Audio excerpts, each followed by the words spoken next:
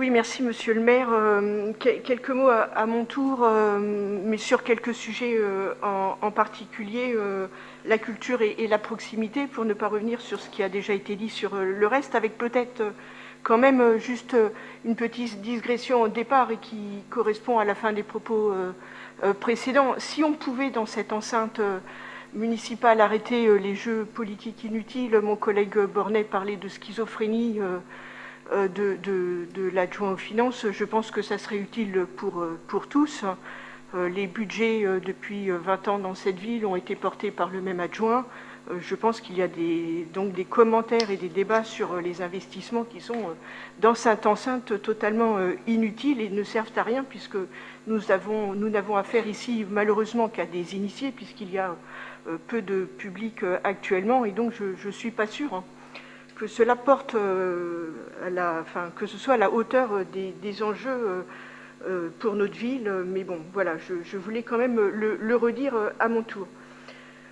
Sur la proximité, quelques mots, mais qui correspondent un peu à ce qu'on s'est dit quand on a parlé de la charte de la participation.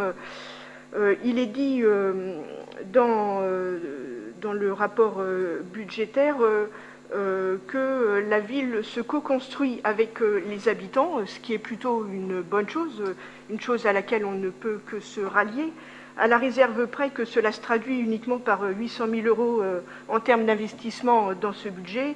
Au regard des 41 millions d'euros d'investissement, on voit à quel point, effectivement, la ville se co-construit avec ses habitants, et ça correspond encore une fois au débat qu'on a eu sur ce sujet. La porte est quelque peu entrouverte, mais quand même, on pourrait dire, peut mieux faire.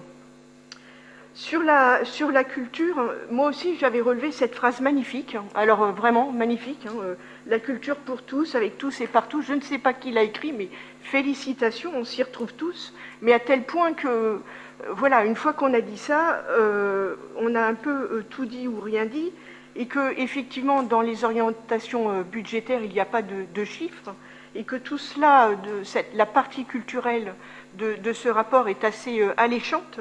Encore faut-il qu'elle se traduise concrètement dans les actes, et nous y serons effectivement vigilants lors du prochain débat. Permettez-moi aussi de me réjouir d'une phrase, parce que je pense que là, pour le coup, il y a peut-être un peu inflexion par rapport aux années précédentes, qui est de dire qu'on privilégiera l'emploi artistique et les actions dans la durée, plutôt que l'événementiel. Et donc, vraiment, moi, je me réjouis de cette petite inflexion qu'on peut lire au détour d'une phrase, mais qui, si elle se traduit, est plutôt intéressante pour notre ville et pour les années à venir. Et je me permets juste une dernière chose, même si quelques questions étaient posées à ce sujet-là. Moi, je voulais également revenir sur le fonds de soutien dont vous avez annoncé la création, chose à laquelle, encore une fois, je me réjouis. Moi, je demandais déjà cela avant l'été. Il est beaucoup fait mention d'appels à projets. Donc, je voudrais un peu savoir les modalités concrètes de mobilisation de ce fonds.